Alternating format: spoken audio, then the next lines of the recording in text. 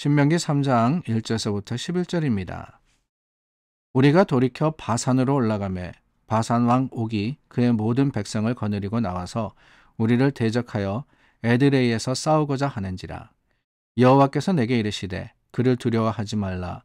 내가 그와 그의 모든 백성과 그의 땅을 내 손에 넘겼으니 내가 헤스본에 거주하던 아모리 족속의 왕 시온에게 행한 것과 같이 그에게도 행할 것이니라 하시고, 우리 하나님 여호와께서 바산 왕 옥과 그의 모든 백성을 우리 손에 넘기심에 우리가 그들을 쳐서 한 사람도 남기지 아니하였느니라. 그때 우리가 그들에게서 빼앗지 아니한 성읍이 하나도 없이 다 빼앗았는데 그 성읍이 60이니 곧 아르곱 온 지방이요 바산에 있는 옥의 나라이니라. 그 모든 성읍이 높은 성벽으로 둘려 있고 문과 빗장이 있어 견고하며 그 외에 성벽 없는 고을이 심히 많았느니라. 우리가 헤스본 왕 시온에게 행한 것과 같이 그 성읍들을 멸망시키되 갓 성읍의 남녀와 유아를 멸망시켰으나 다만 모든 가축과 그 성읍들에서 탈취한 것은 우리의 소유로 삼았으며, 그때 우리가 요단강 이쪽 땅을 아르논 골짜기에서부터 헤르몬 산에까지 아모리 족속의 두 왕에게서 빼앗았으니 헤르몬 산을 시돈 사람은 시돈이라 부르고 아모리 족속은 스닐이라 불렀느니라. 우리가 빼앗은 것은 평원의 모든 성읍과 길르앗 온 땅과 바산의 온 땅, 곧 옥의 나라 바산의 성읍 살르가와 에드레이까지이니라. 르바임 족속의 남은 자는 바산 왕 옥분이었으며 그의 침상은 철 침상이라. 아직도 암몬 족속의 라빠에 있지 아니하냐. 그것을 사람의 보통 규빗으로 재면 그 길이가 9규빗이요 너비가 4규빗이니라. 오늘 본문에는 바산 왕 옥이라는 사람이 나옵니다. 바산이라는 지역을 다스렸던 옥이라는 이름의 왕을 이야기하는 것이지요. 이 옥과 그 군대와 함께 이스라엘이 전쟁하게 됩니다. 근데 바산이라는 지역이 어디 있었던 것이냐라는 것을 우리가 먼저 생각해 봐야 할 것 같은데, 바산은 요단 동편에 있는 지역입니다. 지금 우리가 계속해서 나누고 있는 말씀이 뭐냐, 이스라엘이 이 광야 생활을 하다가 이제 온 백성들이 하나님의 약속한 땅, 시간이 되어서 그 요단강을 건너려고 하고 있는 거예요. 근데 그 요단강을 어떻게 건너느냐, 그냥 남쪽에서 이렇게 올라가는 게 아니라 동편으로 돌아가지고 거기에서 이 동쪽에서 서쪽으로 요단강을 건너는 겁니다. 그 건넌 사건이 어디 나오느냐, 여호수아서에 기록이 되어 있죠. 근데 그 전에 모세가 백성들을 모아다가 하나님이 하신 일들을 기억하고 감사하며 또한 당부하는 내용이 신명기 아닙니까? 그 광야를 지나서 이제는 요단 동편까지 가는 그 과정 속에서 일어난 일들을 기억을 하고 있는데, 그 중에 하나가 바산이라는 지역, 그리고 그곳을 다스리던 옥이라는 왕이었다는 거예요. 이 지역, 바산이라는 지역은 평야로 유명했던 곳입니다. 그래서 성경에 보면은 바산이라는 지명이 몇 번 반복해서 나오는데, 나올 때마다 가장 대표적으로 나오는 표현은 뭐냐면은 바산의 황소라는 표현입니다. 바산의 황소. 평야 지역이다 보니까, 기름지다 보니까 그곳에서 황소를 키웠던 거예요. 여러분, 황소 키웠다 그러면은 지금도 그렇지만은 소라는 그 짐승이 굉장히 가치가 있는 짐승입니다.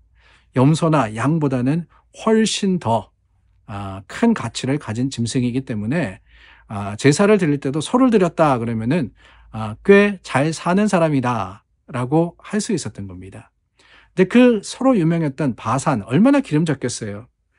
여러분, 가나안으로 가는 과정, 그 과정 속에서 기름진 곳을 지나가는데, 기름진 곳에 있던 나라라 그러면은 분명히 군사력도 뛰어나고 또한 힘도 있는 강국이었다라는 것을 우리는 짐작해 볼 수 있습니다. 그러니까 여러분, 이 말씀을 계속해서 우리가 따르다 보니까 생각나는 게 뭐냐, 다름이 아닙니다. 가나안으로 가는 과정도 쉽지 않았구나 라는 것을 느끼게 돼요.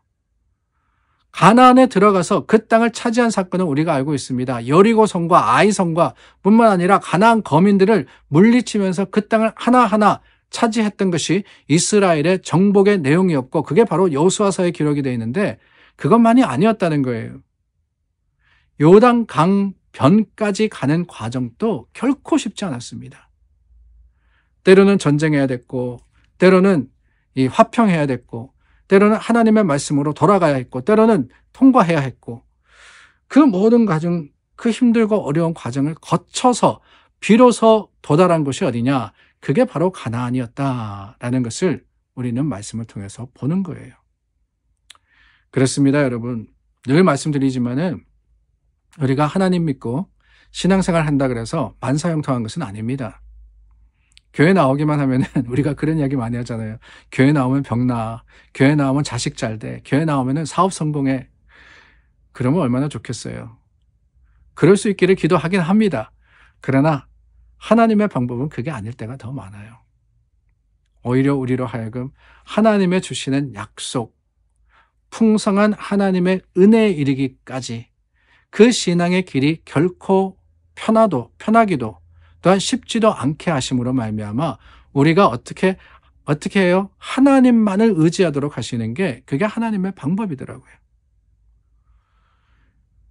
그 길이 쉬우면은 내 마음대로 갈 겁니다. 내가 설렁설렁 가도 갈 수 있다 교만할 겁니다. 그러나 그게 아니에요. 과정마저도 힘들기 때문에 하나님을 의지하지 않으면 안 되게 되어 있습니다. 하나님만 붙들지 않으면은 실패할 수밖에 없는 거예요.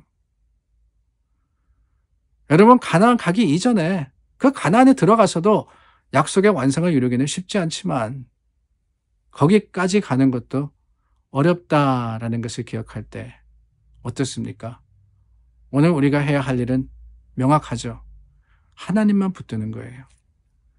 하나님이 가라면 가고 하나님이 서라고 하시면은 서지 않으면은 반드시 실패하게 되어 있습니다. 오늘 말씀만이 아니죠. 지난 며칠간 나누었던 말씀들이 그거 아닙니까? 어떤 민족과는 화평하라 그랬어요. 어떤 민족과는 오히려 그 평화 조약을 맺음으로써 그들을 피해서 돌아가라 그럽니다. 아니, 그 사이를 지나갈 수 있도록 허락받으라 그러죠. 아니, 하나님이 힘이시면 무조건 다 쳐가지고 다 승리 거두고 전부 다 멸망시키고 가면 되지 라고 생각하지만 그게 아니었어요. 하나님은 서라 그러기도 하시고 돌아가라 그러기도 하시더라는 거예요.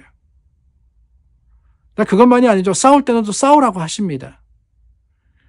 이 모든 과정 속에서 중요한 것은 무엇이냐? 다름이 아니라 하나님의 뜻대로, 하나님 뜻대로, 하나님 뜻대로, 주님의 말씀대로 행할 때 우리는 가다 보면은 반드시 약속의 완성이라는 곳에 다다르게 되는 겁니다.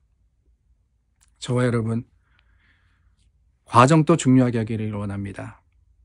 하나님의 주신 약속만 붙들고 그 약속만 소망하고 하나님 이루어 주십시오. 이게 다가 아니고 그 과정을 한 걸음 한 걸음 차근차근 갈 때도 하나님이 나의 위로가 되어주시고 나의 힘이 되어주시며 나의 능력이 되어주시기를 간절히 구하여서 주님의 뜻을 이루시는 여러분들이 되시기를 예수님의 이름으로 축원합니다. 기도하겠습니다. 참 좋으신 하나님, 2024년의 첫 주간을 우리가 보내었습니다. 말씀으로 하나님의 인도와 그 이끄심을 따라가는 하나님의 백성 되게 하여 주시고 과정마저도 하나님께 맡기고 주님의 뜻을 이루는 우리 모두가 되게 하여 주시옵소서. 예수님 이름으로 기도드립니다. 아멘.